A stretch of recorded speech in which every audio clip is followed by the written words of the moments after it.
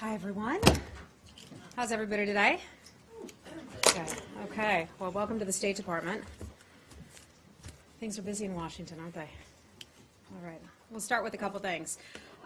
First, I want to provide you with a few schedule updates related to the Secretary. Secretary Tillerson and General Mattis, Secretary Mattis, met for a regular working breakfast this morning at the State Department. Secretary Tillerson and Secretary Mattis later joined the President at the White House in the Oval Office, and they talked about the ongoing situation on the Korean Peninsula and also in the Gulf. The President has offered Secretary Tillerson to be a mediator among the Gulf states. America's preference, though, is for the GCC countries to arrive at a resolution of their own. The Secretary continues to be in consultation with the President and his Cabinet and national security colleagues. The Senate has also, a different piece of news, just approved the nomination of Scott Brown to be ambassador to New Zealand and Samoa. The Senate is expected to soon take up the nomination of Bill Hagerty, who the President has nominated to be the ambassador to Japan. Staying on personnel, I have another update to provide you, and it's an important one and one we're really excited about here as well at the State Department. And that regards our Deputy Secretary of State, the number 2 position in the State Department. John J. Sullivan was confirmed by the U.S. Senate and sworn in as Deputy Secretary of State on May the 24th, 2017. Prior to assuming office, Mr. Sullivan was a partner at Mayer Brown, LLP, and a co-chair of the law firm's national security practice. From 2010 to 2016, he was a chairman of the U.S.-Iraq Business Dialogue, a government advisory committee on United States economic relations with Iraq. In addition to his decades of experience in private law practice, Mr. Sullivan has served in 2 prior administrations in senior positions at Justice, Defense, and also Commerce.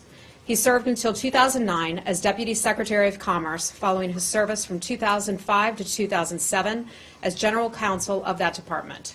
Now, previously, he was appointed Deputy General Counsel of the Defense Department by Secretary Donald Rumsfeld. In the first Bush administration, Mr. Sullivan was counselor to Assistant Attorney General Michael Luttig at the Justice Department's Office of Legal Counsel. He is a native of Boston. We are excited to have him on board.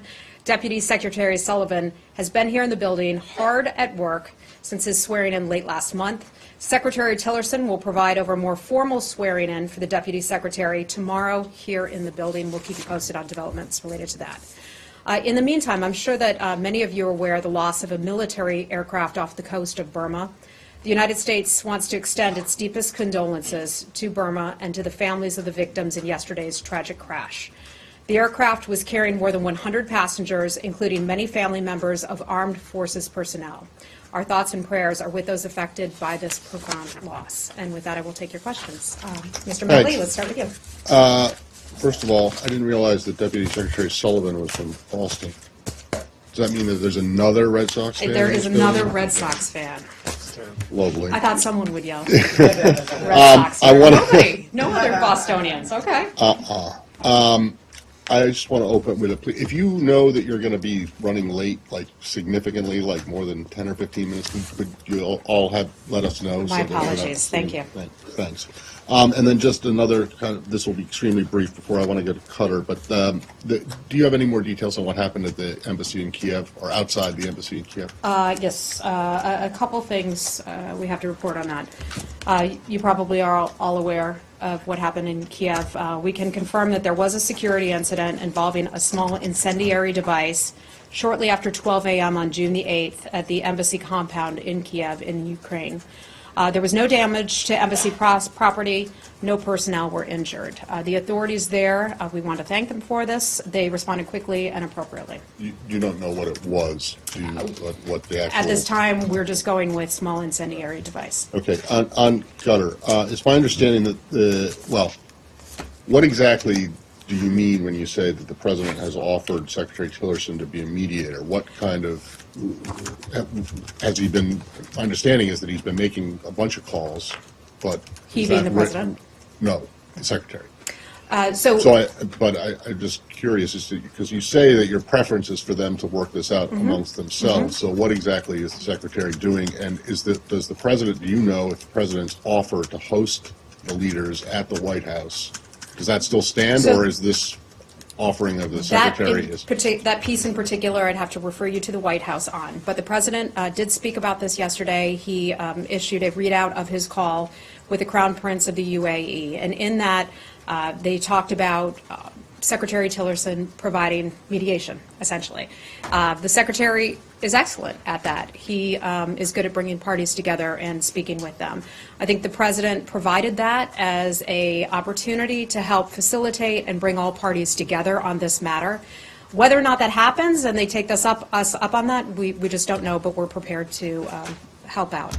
Okay. So what has he been, what, if anything, has he been doing in trying to bring them Well, no, together? the president has spoken, he's had at least president, 3 sorry. phone calls, hold on. The secretary has been meeting not only with Secretary Mattis, but also with the president on this matter. I know a series of phone calls have gone back and forth between the White House and Secretary Tillerson today, talking about this very matter. I don't want to get ahead of what ultimate conversations could potentially come out of this, but these are ongoing. This is going to be a process in which we try to work to bring these countries back together. Has he been in touch with any of his counterparts in the Gulf? Again, I don't want to get ahead of what the secretary's schedule is going to be, but he's working closely with the president to come up with a game plan to handle this. You may have seen that the Qatari foreign minister said today that that the emir would not be able to attend any meeting at the White House if one was arranged, that he needs to stay in the country. Do you have any reaction to that? I do not know. Thanks. Okay. Go ahead. Just a question about the White House statement on the terrorist attacks in Iran that were claimed by ISIS. The State Department obviously issued its own statement, but do you think that the tone and the content of the White House statement was appropriate after an attack that killed 12 people? I think that the State Department and the White House both offered their condolences to the Iranian people. Terrorism is something that we have experienced, as we all know, here at home, that many nations have experienced, and putting out a statement that expressed our condolences is just a normal course of business. This is another example of why our country and other countries need to unite and work together to defeat terrorism. But you know what I'm referring to in terms of the additional statement that the White House put out, basically implying that Iran is a state sponsor of terror, and therefore states that sponsor terrorism risk falling victim to the evil they promote, basically implying that they deserve this attack. I mean, does the State Department think that that's an appropriate thing to say in the wake of a tragedy? I think the State Department and the White House, and I don't want to speak for the White House, but that we were both expressing our concerns and our condolences to the people of Iran. As far as that, Miss, there. Hi. Tell me your name, please, again. I'm Jenny Park with the U.S. Journal Korea. Jenny, nice to see you. Thank you. Nice to see you too. North Korea, what is the Secretary Tillerson's reactions about North Koreans' multiple missile launch yesterday? So we are aware of what took place. We continue to call on the DPRK to refrain from what we consider to be provocative actions and destabilizing actions in that arena. That only serves to undermine the situation in the Korean Peninsula. We continue to call on them to stop those destabilizing activities. We hope at some point the talks could resume, but we are nowhere near that point. Did you Also in North Nike. Korea? On North Korea, this increasingly frequent missile launch from North Korea making more difficult for the resumption of talks. And then because this launch came a day after South Korea's decision to suspend the deployment of the THAAD, was the United States informed prior to their decision? In particularly, I want to know if last Thursday, when the National Security Council advisor of the newly elected President Moon was here, was this being discussed at all? Thank you. I am not aware of that, if that was discussed, but North Korea's actions just prove, and you brought up the Republic of Korea, that something along the lines of THAAD is something that's important to not only protect U.S. forces, to protect our alliance, and also to protect, help to further strengthen the region. On that point, though, does that mean that you're disappointed in the South Korean decision to delay the I don't want to characterize it as that, but that's something that is incredibly important to the U.S. government. This is a conversation that's taken place at the highest level. We are committed to our South Korean ally. That commitment remains ironclad. You know, we're aware, certainly, of the situation and the suspension of additional launchers. But, and we would continue to say that THAAD was an alliance decision at the time, and we continue to work closely with the ROK throughout the process. Okay, when you say that, so this is something the Secretary has been involved in? Those were parts of the conversations that he had today with Secretary Mattis and also at the White House. No, but I'm sorry, with the South Koreans. That I cannot get into anything more than Syria, that. can I ask? Hold on, do you want to stick on the region? Anybody else? Okay. In the region, Okay. in China.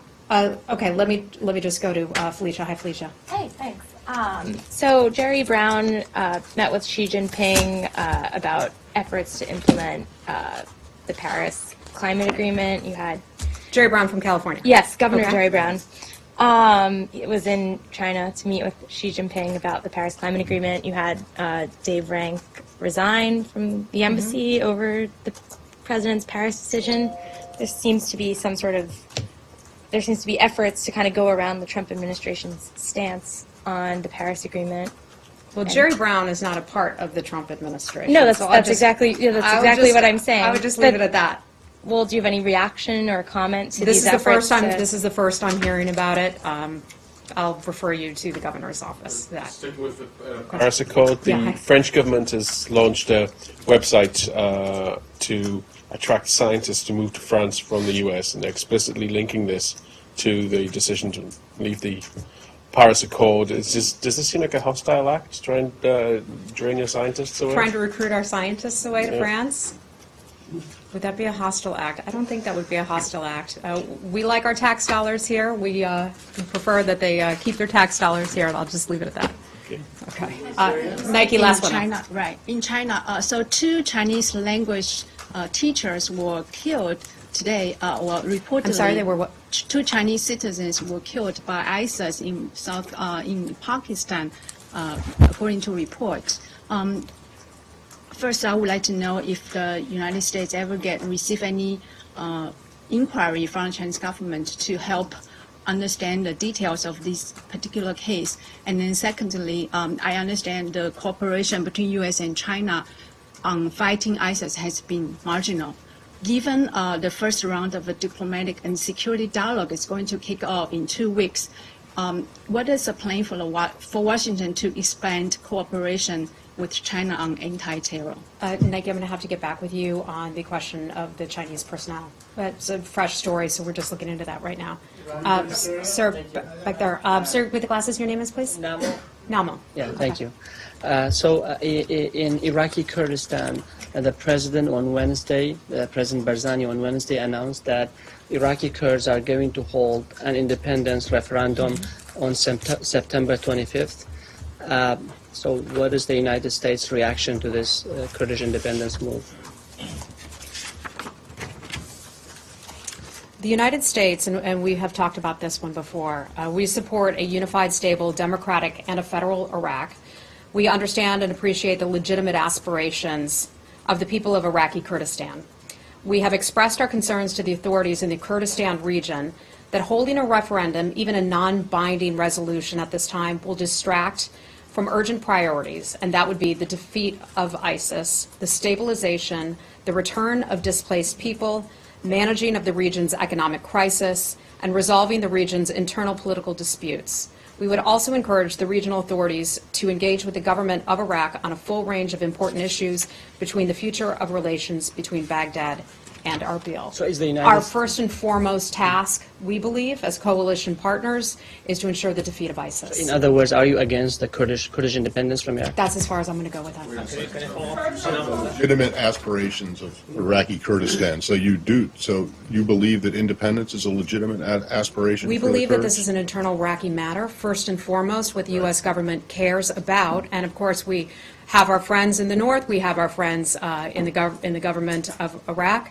But first and foremost, we have to defeat ISIS. Once that is done, this is something that they can then Okay, address. but once it's done, maybe you can take the question as to whether you believe that independence is a legitimate aspiration, or just for the We Iraqi support a Kurds? unified, stable, democratic, and a federal Iraq. Right. That's why, because the aspiration is for independence, and if you're I saying understand. now that it's a legitimate aspiration, that suggests that you would support it, so. Okay. If Thank you you. just- In the Syria? Who wants it? Sir, I'm sorry, your name is? Sarkot Shams from NRT. You can just call me Shams, it's easier. Shams. So, yeah, the first name is complicated. Your question's about Iraq? Yeah, it's about the same issue. So, a couple of weeks ago, leaders of the Kurdish government, some of the leaders, they were here in Washington, and they met people in this building and other administration officials. So can you confirm this is the same message that you gave it to them, or because they are talking about that behind the scene, the tone is much smoother and the United States is more positive toward the Kurdish aspiration for independence? Or can you just confirm this is the same message that you gave it to them? I was not in those meetings, so I can't confirm what took place in those meetings. Sir in the back row, red tie? TV in Poland, and I have a Okay, hold on. Let me just go to this gentleman. I have a question about the first ever shipment of U.S. Natural gas to Central Europe to Poland. Is this a one-time event? Are there going to be more of those? Would the U.S. government like to encourage this type of business with Poland? And I also wanted to ask you about the geopolitical meaning of that. Okay.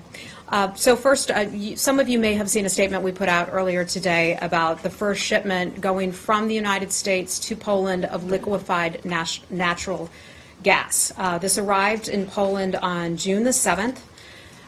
Liquefied natural gas, I'll just call it LNG for short. We see it as supporting American jobs, lower energy prices, and helping to give the Polish people more control, a more reliable stream of gas, if you will. The Polish government currently gets about 72% of its natural gas from Russia. 26% of that comes from Germany, and most of that German gas actually does come from Russia itself. Russia has disrupted, and this has been a major story in Europe, has disrupted gas deliveries over time. That has led to increased prices for folks over there. So there is a terminal in the United States that is now going through the process of freezing it, as I understand, and then liquefying it, and it goes over to Poland. So we're glad to ship it to you. We like to be able to sell you our stuff. So we're glad to have that. We're glad to be able to provide that for you. This is happening out of Louisiana. The company is called Cheniere Energy. I may be mispronouncing it. But that is the company that's going to help facilitate the shipments. We do not have a schedule yet as to how often those shipments will take place. I think that's dependent on your government and what the government of Poland would like from them, but we will facilitate as much as we can. Okay. Anything else on that? Okay. Anybody? Anything else on Poland? In the region in Russia? Okay. Just Undersecretary Shannon's visit. Is there any possibility that the discussions about the compounds being returned is going to come up as one of the irritants that they're going to discuss? So I don't have any travel to announce at this time about Secretary Shannon's travel. But as many of you know, Undersecretary Shannon met with the foreign minister of Russia in New York back in May. Excuse me, yes, you're right, Deputy Foreign Minister, back in May. Those discussions are ongoing. That is one of the issues, the DACAs, that remains an irritant and something that they have certainly asked us to address. Okay, hold on. On Russia. Anything else on Russia? Yes, on Russia. Okay. On the compound Connor, go ahead. specifically. Your counterpart in the foreign ministry in Russia today said that there would be a quote-unquote mirror response to the seizure of those compounds if the administration did not return them. Can you respond to that threat? Yeah, so I'm not going to respond to a threat being delivered by Russia. I'm also not going to respond to a hypothetical. But so this is a hypothetical then. But if we are considering returning those dashes, Go ahead, Connor. if we're going to return them or considering returning them under this idea of a threat, is that some sort of concession? Does it, or does the threat change the idea that we would return them? I don't think that would. Not at all. Syria, please? Go ahead. Thank you very much. Yeah. I wanted to ask, I know it's been stated there's no agreement that has been reached by a senior communications officer in the State Department. But is it on the table, the idea of returning the compounds to them? And if so, what actions would be required for Russia to, has Russia made any moves along the lines of stopping harassment of U.S. diplomats or made any moves to correct what has been done as far as interference in the election that would allow those compounds to be returned? Well, in terms of the election, I think we've been clear on that, that Russia did mess around with our election. The Secretary has talked about that a fair bit, so I'm not going to go beyond what he has already said. We are working to try to rebuild trust with the Russian government. There are areas where we can work together. We talked about this the other day. ISIS cooperation would be one of them. There are areas in which we don't see eye to eye, and in those we'll continue to uphold American values and work toward that. I don't have anything to announce at this time regarding what agreements could eventually be made with regard to the DACAs. Those conversations are ongoing, and I anticipate they will continue. Okay. Sorry, Linda, right? Lori. I'm sorry, Lori. My sister's Linda. Good to see you. I just want to follow up on the question of U.S. position on a Kurdish independence referendum. ISIS is going to be defeated soon in Iraq, and might you be more flexible, and might you approach, say, the position of Vladimir Putin, who said in December that the question of Kurdish independence was an internal matter in Iraq, and should be decided between Erbil and Baghdad, and Russia wasn't going to be involved in that decision. That was an internal matter. Do you think that after ISIS is defeated, the United States might be more sympathetic to that position? I'm not going to speculate, but what I can tell you is what I stated for you already, and that is that the United States supports a unified, stable, democratic, and federal Iraq. And I can give you more on that later if you like. Yes, sir. Can you update us on the latest developments with Syria? On Tuesday, then again today, American fighter jets bombed pro-regime groups or parts of the Syrian army and so on. Could you update us on this? And since you are fighting the same enemy, so to speak, they are, and why the escalation at this time? Okay, so you're talking about the strikes at Antanf, Yes. correct? Okay. So the Department of Defense has talked about this already. At Tanf is a training garrison where there are coalition forces right there in Syria. That was established through a mutual understanding to deconflict our operations there, to ensure that coalition forces are not endangered by other forces who are also operating in the region. It's a dangerous and complex region, as you well know. The coalition is focused solely on the urgent challenge to defeat ISIS. That has not changed at all. The coalition remains ready to defend itself as pro-regime forces advance toward coalition forces at Tanf and otherwise threaten coalition forces. So we do not see this as an escalation. So this is a response to some sort of an escalation on the Syrian part? You felt that threatened, or the coalition forces were threatened by Syrian forces? I'm not going to get into any of those types of battlefield type questions. That would have to be under DOD, but I just can tell you that this is a deconfliction operation, that the coalition is focused on the urgent challenge of defeating ISIS, but needs to protect itself, and that's what we consider that to be. And lastly, on this point, I wonder if you would react to the increased rhetoric by Iran and of course the Syrian regime in response to these attacks and so on. They're saying that they're warning against more attacks and more targeting of these forces by the Yeah, U.S. I'm just not going to get into that. Okay. On that, Real quick, in the UK, it's Election Day. How closely is the Secretary following the election? Given one candidate has said of his opponent that pandering to an erratic Trump administration will not deliver stability, is there any concern about a potential Prime Minister Corbyn? I think we're going to leave that for the British citizens to decide how that election will go. I think the polls close maybe 5 p.m. Eastern time today, so we're just going to wait and see what happens with that. And Secretary watching, monitoring? I would imagine he is, but he has a busy day today as well. So, Venezuela? Okay, yes, ma'am. I'm Cindy Sane. Hi, Cindy. Hi. You write for? VOA. VOA, okay. Yes, thank you. Venezuelan President Nicolás Maduro said, quote, "The plan of U.S. imperialism and its internal lackeys is to try to prevent the people from going to the National Constituent Assembly," end quote. What is the U.S. reaction? So I'm not going to comment on what he said, but our position has been clear about the constituent assemblies, and we consider that basically a plan to subvert democracy. We continue to call on the Venezuelan government to go along with what the Venezuelan government had already agreed to, and that included upholding its constitution, and that also included holding national elections. They have stalled. They have failed to do this. We see this as a way for the government of Maduro to try to hang on to power in a extremely difficult situation down there where people are suffering. The Venezuelan people are suffering greatly. And one of the things the United States does is we continue to call upon the government of Venezuela to release its political prisoners. Thank you. Okay. Miss, right over there in the green. Hi. Jacqueline. Hi, Jacqueline.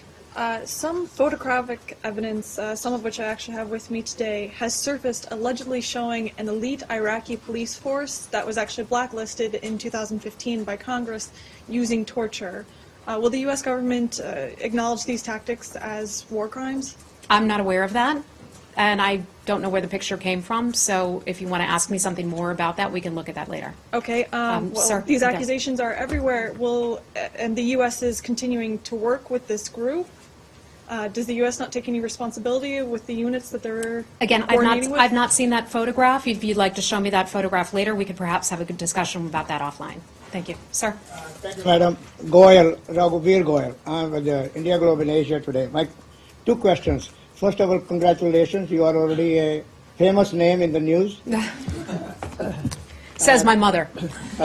Only my mother, yes. Two questions. One on India and Afghanistan. Okay. As far as India is concerned, according to the press reports in India, India's Prime Minister, Mr. Narendra Modi, will be in Washington at the end of this month. Mm-hmm. Now, a lot had been going on during his 3 years as Prime Minister of India, of course with the previous government, President Obama. My question is now that under the new administration, what are we expecting when he visits later on this month? Compare, a lot had been going on in the past, including civil nuclear agreement and all other economic and political and social issues, among others. So what are we expecting, and where do we go as far as U.S.-India relations under the new administration? So, sir, you are looking way ahead to the visit. We look forward to having the Prime Minister here in Washington later. I believe it's later this month. So I'll just have to get back with you as we get closer to that. And second, as far as Afghanistan is concerned, of course, a lot has been going on in the think tanks, including in Carnegie, and also yesterday at the Atlantic Council. There was a panel discussion, including the newly arrived Pakistan's ambassador.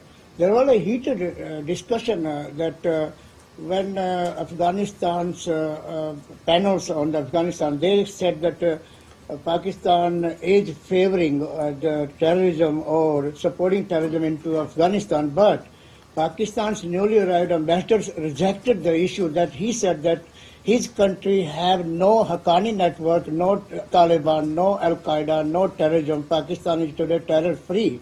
And so this is a blame against Pakistan. But my question is that what is the future of Afghanistan? This is what the people of Afghanistan are asking, that many nations are using Afghanistan or the people for their political and financial benefits. Okay. Thank you for your question, sir. The United States sees Afghanistan and eventually a political solution to try to bring peace. A military solution would be very difficult to try to bring peace to Afghanistan. It's been far too long that folks there have been fighting, and we continue to support the government of Afghanistan. That's all I have to say about that. Okay. Dave. Hi. Do you know whether the Kosovo-born Lavdim Muhajiri was killed in Syria by a U.S. drone strike? His family says so. He goes under the nom de guerre Abu Abdullah al-Kosovar. He leads a 300-strong ISIS unit in Syria. I am not aware of that. That sounds like a question that would best be directed to the Department of Defense. Fair enough. Anybody else? Saeed's question earlier about the pro-Assad forces the U.S. has hit. twice now this week. Is Russia doing enough, because they're aligned with those groups, to encourage them to move away from U.S. forces? Again, I think that's a DoD question. Let me ask you a Qatar-related question and then something nearby. This is on Bahrain. I wanted to ask this the other day, but didn't get a chance. Since they're involved in this whole Qatar thing, and they are the host of the other large U.S. military base in the region, do you guys have anything to say about the closure of an opposition newspaper there, along with the banning of the last the opposition political party? In Bahrain? Let me get to that 1 second. And I want to ask you also, this is unrelated, but after that I'll just join them together, about the new Israeli settlement announcement. Okay. All right. Let me do Bahrain first, and then we'll get to Israel. So this is about a week and a half ago or so, I believe. I know you. With the opposition party. Yeah. The newspaper is relatively recent. Okay, so I'm going to have to get back to you about the newspaper, but this appears to be an ongoing matter in Bahrain. The United States is deeply concerned about the decision earlier, about a week and a half ago, to dissolve the opposition party, the Wahad Political Society. So we are following that situation closely. We're also concerned about, which, by the way, I should mention, they have 45 days to appeal that. We were concerned also in which people were killed in Daraz, in the village there in Bahrain. So we're watching as all of this continues to develop in terms of the media website. Website, you said? Yeah. Yeah, and it's also a criminalization of anything that can be seen as being in defense of Qatar. Yeah, without knowing the details of that particular case, I'm hesitant to comment specifically on that. But we are concerned about the additional crackdowns on what we would consider to be opposition parties in the country, in Bahrain. Okay, Israel? Israel, yes, thank you. Okay, so you wanted to ask about the settlements, right? The settlements? Okay. So we are aware of the announcement that the government made about 2,500 units in the West Bank.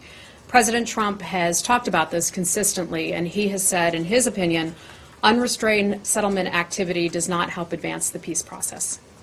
He's been pretty clear about that. It doesn't help the prospect for peace. That is something that the Israeli-Palestinian peace process is important to this administration, and they will keep promoting that. But there is no peace process at the moment. So are you... At the moment, you're right. Yeah, you're right. but- They remain optimistic. No, they do? Yeah, I think so. I think so. Okay. Well, that's news to me. But anyway, does it hurt? Are you saying that it hurts doesn't help the prospects for resuming a peace process? Is it that's Again, and this is something I'm going to be very careful about, okay? Because the president has talked about this, and the president has said, and he has said numerous times, unrestrained settlement activity does not help the prospect for peace. Prospect. Yes. Now, just a follow-up on this point. In the past, it's been the practice in this building to issue a strong statement when such announcements are made. Are there any plans to issue a statement in the name of the department that this does not help the process? And so I'm not aware of any statements, but I'm just not sure what might come up. Now, somewhat related, also, the Israeli press is reporting that Palestinian Authority President Mahmoud Abbas is saying that he's willing to go to the talks even before Israel makes a commitment to end all settlement activities. Has there been any discussion with Abbas or with the Palestinians on this issue to restart talks even without a commitment by the Israelis to end settlements? I'm not aware of any diplomatic conversations about that very topic. Just a little bit of quick housekeeping back to Yeah. Russia. The Foreign Ministry said today that they see hacking attempts from the U.S. every day. They say what? They see hacking attempts from the U.S. every Russia said day. this. Yeah, and I'm just wondering if I could get a reaction. That does not surprise me. I think that would be some propaganda, and that's all I'm going to say about that. Heather, quick follow-up the North Korea issue. You said that earlier, and North Korea missile launch is the provocation act. That what kind of immediate actions will the United States take it What kind of immediate actions will the United States take on to the North Korea? on North Korea? Yes. Well, I think our position has been clear all along. We are putting pressure on other nations around the world, not just in that region of the world, but all around the world, to get them to not only fulfill sanctions, to continue to press upon sanctions, but also to get them to ratchet up the pressure on North Korea. So you're not. Some countries, for example, have unique leverage. China is one of them. Other countries have North Korean businesses operating them. We ask them to ratchet up. These conversations are ongoing. We continue to do that. This is the beginning of what will undoubtedly be a long process to get North Korea to come to the realization that its provocative actions and by continuing with its missile tests is destabilizing not just for the region, it will cut off that country long-term, globally, but it's destabilizing for the world as well. So we'll just continue to work on that. But you have already a 230-56 UN sanctions, existing sanctions. But is this bring to United Security Council again? Or? I'm not going to look ahead to what sanctions could come down the road because we don't comment on that. But we're continuing to put pressure and to ask our partners around the world to put pressure on North Korea as well. Thank you, Ms. With Al Jazeera English.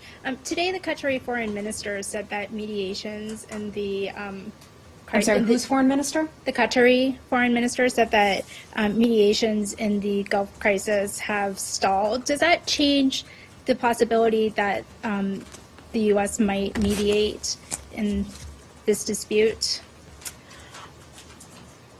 The United States has said, and the President has made phone calls.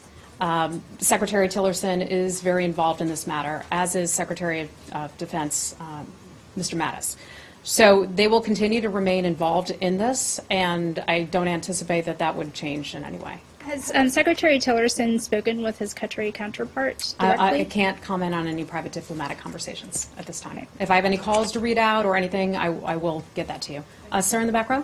Hi. Hi. What's your name? Matthew from Orient News. Hi, Matthew. Going back to Syria, can you comment on any updates on the operation towards Raqqa, as well as the activities of the 10th Special Forces Group? I can't get into any conversations about any military units. That would best be directed to the Department of Defense.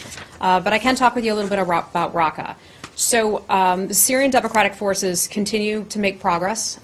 They first started truly advancing, more completely advancing on Raqqa earlier this week, and they continue to put pressure on ISIS. The Syrian Democratic Forces launched this on the so-called capital of ISIS, the part of their twin caliphate, their so-called caliphate. We will consider this to be a long and difficult fight. We are confident in the end that our partners on the ground will prevail. Once Raqqa is liberated, and this is an important point, it's critical that local officials from the area will take over. They will take over responsibility for post-liberation security and also governance. We continue to work intensively with our partners on the ground to prepare for this transition. Just to follow up on that, if the local authorities that take charge in Raqqa afterwards choose to work with the Damascus government, is that a problem for the coalition, or is that just their decision? I think what happens in Syria, and they're a long way off from that. Okay, and we see this again as a political solution down the road, not a military solution. But one of the fundamental principles of coalition operations is that Raqqa, or any other part of Syria for that matter, once it's liberated, should return to civilian governance that is representative, accountable to the people there. Okay, sir in the back. From Xinhua News. Going back to Palestinian and Israeli issues, this year is the 50th anniversary of 1967 war, and Mr. Trump has said pretty much things about the Middle East process, and he also visited Israel and the Palestinian territory during his first overseas trip. So is the United States working on any plan, any initiative to solve this issue? To solve the Israeli-Palestinian issue? We talked about this a little bit the other day. Israel is one of our closest friends and one of our closest allies. Our commitment to Israel is unshakable. The president has made Middle East peace one of his top priorities. There's obviously a lot going on in the world, but he has identified certain people to go over there to facilitate the process. The president has spoken about this very clearly. He has continued to say Middle East peace is not going to be easy. Both sides are going to have to work together, and both sides are going to have to compromise. The United States is willing to help facilitate those conversations as they see fit, but the ultimate solution is going to have to be one that both parties can agree to and live with. Okay, I think that's it for a question. Hi, Josh. A last question. Sure. The administration has talked about seeing the fact that a lot of these countries in the Middle East are now united in their views about Iran as possibly a catalyst to actually getting a resolution of the Israeli-Arab conflict. So do you see the fact that they now have this huge crisis that in part derives from them feeling like Qatar is too friendly to Iran as an obstacle to getting that peace process in Israel relaunched that you've been talking about? I think sort of a multi-pronged effort. The countries in the region recognize that ISIS, that terrorism is a problem. They still are in agreement that that is something that's going to be tackled. That is something that they agreed to in the meetings in Riyadh. That has not changed. They issued the joint communique, and that is something that we don't anticipate anybody is going to back away from. So while that takes place, and we all continue to recognize that terrorism is something that we have to defeat, and that's best defeated together, but we can operate and handle different parts of it. Another important part of what we will be prioritizing as the United States is Middle East peace. And we'll continue to work toward that on a separate track. Okay? Okay, last one. You said that the countries recognize that they need to work together to fight ISIS, to fight terrorism, and that hasn't changed. Have they informed the president, who's been talking to these countries, that that is the case? Have they informed the President of the United States? Yeah, in these that that is the conversations, case? considering he's the one leading these conversations, and this Qatari issue happened after that joint communique was signed and agreed upon. So the president, and I don't want to say, I can't speak for the president. I'm here at the State Department, not at the White House. But I can tell you this. This was something that everyone had agreed upon at this time. And the United States would take that very seriously, that we agreed to. A lot of effort went into coming together and working through the arrangements and the agreements in Saudi Arabia. And we expect that everyone will fulfill their obligations in understanding that terrorism is a threat that faces us all, not just the region, all of us. And I don't see any of the countries eventually backing away from that high-level priority of defeating terrorism. Okay, we got to go. Thanks, guys.